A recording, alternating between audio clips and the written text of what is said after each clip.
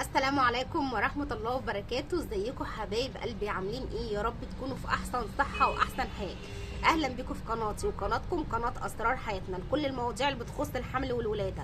برحب بكم في كل مكان وفي اي مكان، وجودكم نورني ومشرفني. النهارده ان شاء الله باذن ربنا حابه بس قبل ما ابدا ادعي لكم دعوه حلوه كده من قلبي، يا رب يرزقكم جميعا الذريه الصالحه عاجلا وليس اجلا يا رب العالمين. يا رب يجعل لي دعوه مستجابه ليكم. دايما اكثروا من قول ربي لا تذرني فردا وانت خير الوارثين.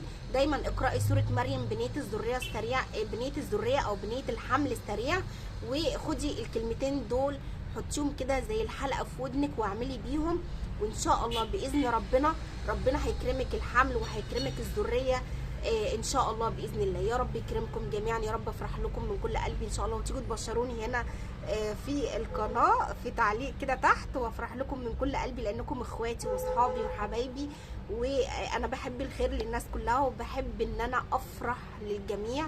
ودي رساله انا بوصلها، ودي رسالتي انا بحب ان انا اوصلها. ويعلم ربنا ان انا صادقه في كل كلمه انا بقولها لكم. ربنا يديني على قد نيتي ويديني على قد ضميري دايما، ودايما انا الحمد لله والفضل لله بعمل كل اجتهادي وكل ما في وسعي حتى ان انا اوصل لكم المعلومه. اولا كده الموضوع بتاع النهارده عايزه بس اوضح فكره معينه، ان لا يعلم الغيب الا الله. اللي انا بقوله ده مجرد توقعات، تمام؟ زي التوقعات. علم الفلك ده علم كبير جدا وعلم بيدرس، تمام؟ في اي حد هيدخل يقول لي الكلام ده حرام وكده، ادخلوا شوفوا راي الشيخ الشعراوي الاول. انا مش هتكلم بكلام مش تبعي او كلام فيه افتاء، لا، ادخلوا شوفوا راي الشيخ الشعراوي في موضوع الابراج او موضوع العلم الفلك، تمام؟ على اليوتيوب قولي راي الشيخ الشعراوي في الابراج او الفلك، وهو هتسمعوا رايه ووقتها ان شاء الله تقتنعوا برايه، تمام؟ فانا بقول اللي عليا، وهي رساله انا بوصلها. انا عشان انا احسب لكم حسبه زي دي بقعد باليومين والثلاثه، بسهر لحد الفجر، وانا عندي عيال بيروحوا المدرسه الصبح، بسهر لحد الفجر عشان احسب لكم حسبه زي دي. فرجاء منكم، انا والله بحب اساعدكم، مش حابه ادخل على قلبكم طاقه امل وتفاؤل، حابه اكون مصدر سعاده ليكم. فانتوا بالله عليكم ما حدش يعلق لي تعليق سلبي، لان الكلام الايجابي بيأثر والكلام السلبي بيأثر، فاحنا مش حابين اي حاجه سلبيه. فاللي عايز يسمع على عيني وعلى راسي، واللي مش حابب المعلومه او كده فبلاش اي كلمه مش حلوه. وتاني رجاء منكم ان انتوا تحطوا لي لايك للفيديو، عشان اللايك بيرفع الفيديو، وده دعم منك للقناه، وكمان عشان الفيديو بيكبر وبيوصل لاكبر عدد من الناس تستفيد بالمعلومه او تعرف المعلومه دي. فرجاء منكم، من احلى واغلى اخوات ليا في الدنيا، دايما واقفين في ظهري، دايما ساندني، دايما معايا، وانا دايما معاكم. انا كمان والله ما هقصر معاكم ابدا لحد اما اوصل رسالتي، ولحد اما تيجوا تبشروني هنا في القناه وتقولوا لي كل واحده فيكم ان ربنا اكرمها، وافرح لكم من كل قلبي. فما تأثروش معايا في اللايك، عشان الفيديو يترفع يوصل لاكبر عدد من الناس، وغيرنا يستفيد بالمعلومه، لعلك انت تكوني سبب في ان غيرك يستفيد بالمعلومه دي. طيب، الاعمار اللي لها فرصه حمل كبيره. اول سن معانا ليه فرصه حمل كبيره جدا خلال سنه 2023 هو سن ال 19 سنه. 19 سنه احنا هناخده بدايه من 19، هو المفروض من 18 بس اكتر سن هو سن 19، تمام؟ طيب، تاني سن معانا هو سن ال20، يبقى ال 19 ال20 ال 19 ال20. تالت سن معانا هو ال 23 ال 23. السن اللي بعد كده هو ال 25. السن اللي بعد كده هو ال 27. السن اللي بعد كده هو ال 29. السن اللي بعد كده هو ال 30.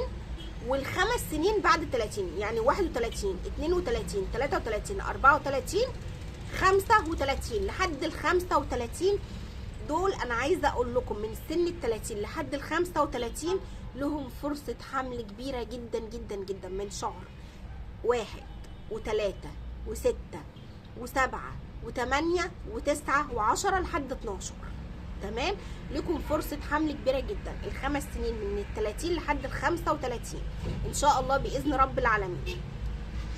طيب اللي انا حابه ان انا اقوله برضو ان من سن ال 35 لحد 37 لكم فرصه حمل، يعني 35 36 37 لكم فرصه حمل كبيره جدا ان شاء الله باذن ربنا خلال السنه دي. طيب نيجي للاعمار اللي بعد كده. احنا طبعا هنسيب السن اللي هو 38 و 39 و 39 وال 40، ومن بعد ال 40 41 و 43 41 و 43 تمام. 41 و 43 لهم فرصه حمل كبيره جدا ان شاء الله باذن ربنا لو عملوا اللي عليهم تمام، لان طبعا من بعد ال 40 سنه بتقل فرص الحمل، بتقل نتيجه ان المبيض اصلا البويضات او عدد البويضات بيقل، فاما البويضات عددها بيقل ده بتقل فرص الحمل، او التبويض عندك الخصوبه بتقل طبيعي. كلنا بعد سن ال 40 سنه التبويض بيقل او الخصوبه بتقل، فطبيعي بيقل معاكي فرص الحمل.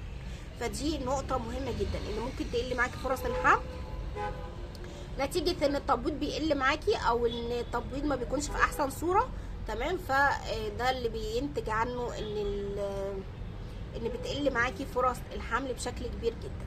طيب نيجي بقى للحاجه اللي بعد كده. اللي انا حابه ان اقوله وحابه ان انا اشرحه لكم ان انا اما بقول كده انا بقول حاجه انا حاسباها، وبقول حاجه انا ان شاء الله باذن ربنا متاكده منها، ولكن ربنا هو الاعلم وربنا هو الاقوى وربنا هو الرزاق تمام. فانا بقول حسابات معينه، انا بقول توقعات معينه، مش معنى كده ان انا السن اللي انا ما قلتوش ان هو مش هيحمله، لو ربنا رايد هيحمله تمام. بس انا حبيت ان انا يعني بناء عن اسئلتكم يا ساره قولوا لنا الاعمار اللي لها فرصه حمل، قولوا لنا 2023 الجدول السني قولوا لنا، فانا بحسب وبقول لكم. فطبعا انا بتمنى ان الكل ربنا يكرمه للذريه الصالحه. بدعي للجميع دايما في وقتي، في استغفاري، في صلاتي بدعي لكم، بدعي يا رب متابعيني يا ربنا يكرمهم بالذريه الصالحه، ربنا يديهم الذريه الصالحه يا رب يراضيهم، دايما بدعي لكم من كل قلبي.